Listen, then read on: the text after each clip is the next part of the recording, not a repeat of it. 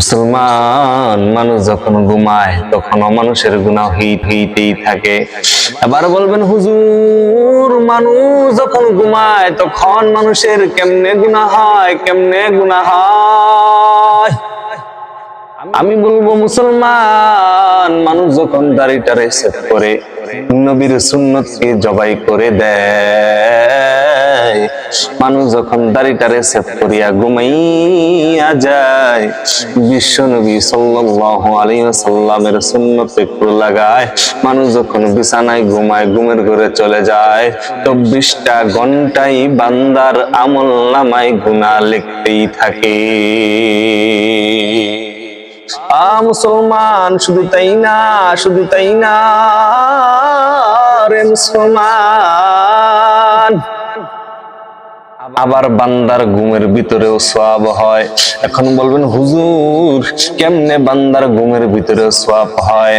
আমি বলবো মুসলমান, যেই বান্দা এশারের এশারের নামাজটা জামাতের সহিত আদায় করিয়া আবার বান্দা ঘুমের ঘরে চলে যায়, বান্দা অর্ধরাত পর্যন্ত নফল নামাজ পড়লে যে সওয়াব হইতো, বান্দার আমলনামায় ওই পরিমাণ সওয়াব দেয়া হয়। সুবহানাল্লাহ। আবার মুসলমান বান্দা যদি এশারের নামাজ জামাতের সহিত আদায় করিয়া আবার যদি বান্দা ঘুমাইয়া আবার যদি ফজরের নামাজটা বান্দা যদি ফজরের জামাতের সহিত আদায় করতে পারে, তো ওই বান্দার আমলনামায় রে আল্লাহ রাব্বুল আলামিন ওই বান্দার আমলনামায় সারা রাত নফল নামাজ পড়লে যেই সওয়াব হইতো, সেইটুকু সওয়াব আল্লাহ দিয়ে দেয়। এজন্য মুসলমান, তুমি যদি এশারের নামাজটা জামাতের সহিত আদায় করতে পারো, তুমি যদি এশারের নামাজ জামাতের সহিত আদায় করিয়া আবার বান্দা ঘুমের ঘরে চলে যাও, আবার যদি উঠিয়া ফজরের জামাতটা যদি আবার জামাতের সহিত আদায় করতে পারো রে, আল্লাহ রাব্বুল আলামিন সারা রাত নফল নামাজ পড়লে যেই সওয়াব হইতো, সেই সওয়াব তোমার আমলনামায় দিয়ে দেবে। ইসলাম এত সুন্দর, ইসলাম এত সুন্দর, ইসলাম এত সুন্দর। আমরা মুসলমানের ঘরে জন্ম নিয়েছি, আমরা নামাজ পড়তে চাই না, আমরা রোজা রাখতে চাই না, হজ করতে চাই না, যাকাত দিতে চাই না। মুসলমানের নীতি এরকম হইতে পারে না, মুসলমানের নীতি এরকম হইতে পারে না। মুসলমান শুনিয়ালা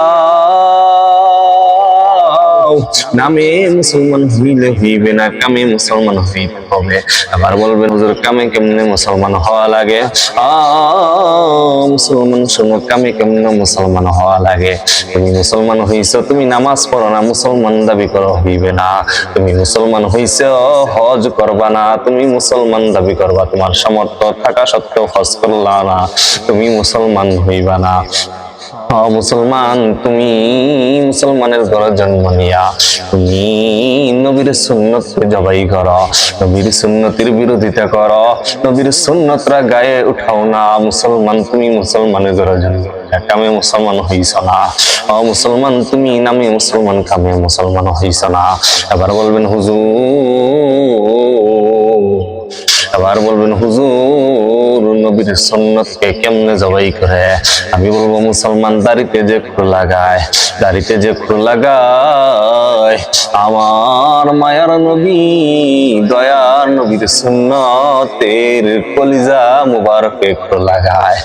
মুসলমান, যেই ব্যক্তিটা দাড়িতে খুর লাগাইল, মুসলমান, যেই ব্যক্তিটা দাড়িতে খুর লাগাইল, আমার নবীর সুন্নতকে জবাই করে দিল।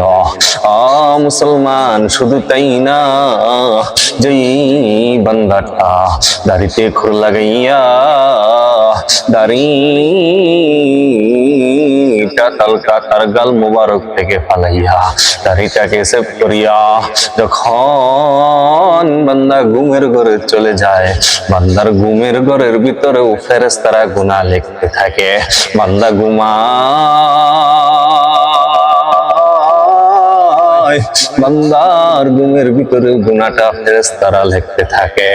যেই ব্যক্তি দাড়িতে খুর লাগায় গো, যেই মুসলমান দাড়িতে খুর লাগায়, বান্দার 24টা ঘন্টা ওই বান্দার আমল নামায় গুনাহ লেখা হয়। ও মুসলমান, দাড়িতে খুর লাগানো যাবে না, দাড়িটাকে জবাই করা যাইবে না। শুধু তাই না রে মুসলমান, শুধু তাই না, বান্দার আবার ঘুমের ঘরের ভিতরেও সওয়াব লেখা হয়। আবার বলবেন বান্দা ঘুমাইয়া থাকে কেমনে সওয়াব লেখা হয়? আবার বলবো মুসলমান শোনেন, যেই বান্দা এশারের নামাজটা জামাতের সহিত আদায় কইরা, যেই বান্দা এশারের নামাজটা জামাতের সহিত আদায় করিয়া বান্দা ঘুমের ঘরে চলিয়া যায় রে, বান্দা এশারের এশারের নামাজটা যখন বান্দা জামাতের সহিত আদায় করিয়া ঘুমের ঘরে চলে যায়, বান্দা ঘুমায়, কিন্তু বান্দার আমল নামায় অর্ধরাত্র পর্যন্ত নফল নামাজ পড়লে যেই সওয়াব ওই সওয়াব লেখা হয়। আবার শুধু মুসলমান তাই না, যদি বান্দা এশারের নামাজটা জামাতের সহিত আদায় কইরা রে, আবার যদি বান্দা ফজরের সময় উঠিয়া, আবার যদি বান্দা ফজরের সময় উঠিয়া ফজরের নামাজটা জামাতের সহিত আদায় করতে পারে, আবার যদি বান্দা ফজরের জামাতটা জামাতের সহিত আদায় করতে পারি রে, ওই বান্দার আমল নামার ভিতরে বান্দা যে এশারের নামাজ পড়িয়া ঘুমাইয়া গেছিল, আবার ওইটা যে ফজরের জামাতরা আদায় করলো, এই জন্য তারা আমল নামায় সারা রাত্র নফল নামাজ পড়লে যেই সওয়াব সেই সওয়াবটা লেখা হয়। এজন্য মুসলমান আমরা জামাতে যদি নামাজগুলো আদায় করতে পারি, জামাতের গুরুত্বটা যদি আমরা দিতে পারি, আল্লাহ রাব্বুল আলামিন আমাদেরকে এমন ভাবে পুরস্কৃত করবেন, আমরা যদি ইবাদত বন্দেগী গুলা যদি নিয়ম অনুযায়ী করতে পারি। আমরা মুসলমানের ঘরে জন্ম নিয়ে আমাদের স্টাইল হইল হিন্দুদের মতো, ইহুদিদের মতো। আমরা মুসলমানের ঘরে জন্ম নিয়েছি ঠিকই, কিন্তু আমাদের চলাফেরা ইহুদির মতো। মুসলমানের ঘরে জন্ম নিয়ে দেখবেন মুসলমানের সন্তান চলাফেরা করে হিন্দুদের মতো, ইহুদিদের মতো, খ্রিস্টানদের মতো, বৌদ্ধদের মতো।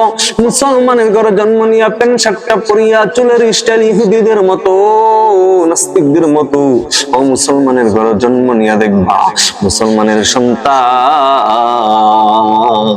মুসলমানের ঘরে জন্ম নিয়া এই কোরআনের বিরোধিতা করে, মুসলমানের ঘরে জন্ম নিয়া নবীজির সুন্নতকে জবাই করে, মুসলমানের ঘরে জন্ম নিয়া নবীজির সুন্নতের বিরোধিতা করে। মুসলমান, তুমি মুসলমানের ঘরে জন্ম নিয়া তুমি নাস্তিকদের মতো ব্যবহার করো। তুমি মুসলমানের ঘরে জন্ম নিয়েছো ঠিকই, কামে মুসলমান হইতে পারো নাই। এজন্য শুধু মুসলমানের ঘরে জন্ম নিলে হইবে না রাজান, কামেও মুসলমান হইতে হইবে। কামে কেমনে মুসলমান হইব? নবীজির সুন্নতকে কেউ যদি কটূক্তি করে রে,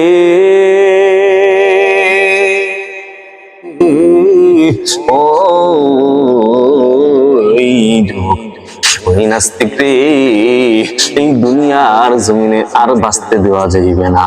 আমার নবীজিকে যে কটূক্তি করবে, আমার নবীজিকে যে ব্যঙ্গ করবে, নবীজির সুন্নত গুলোকে যে বিরোধিতা করবে, ওই নাস্তিক গুলাকে আর দুনিয়ার জমিনে বাঁচতে দেওয়া হইবে না। তাদের বিরুদ্ধে স্লোগান আওয়াজ তুলতে হইবে, তাদের এই দুনিয়াতে পার দেওয়া যাইবে না। আমার নবীজির সুন্নত গুলার বিরোধিতা যে করবে, ওই মানুষগুলাকে দইরা আইন অনুযায়ী রাষ্ট্রীয় আইন করতে হবে। নবীজির সুন্নতের বিরোধিতা যে করবে, তার ফাঁসির আইন করতে হইবে।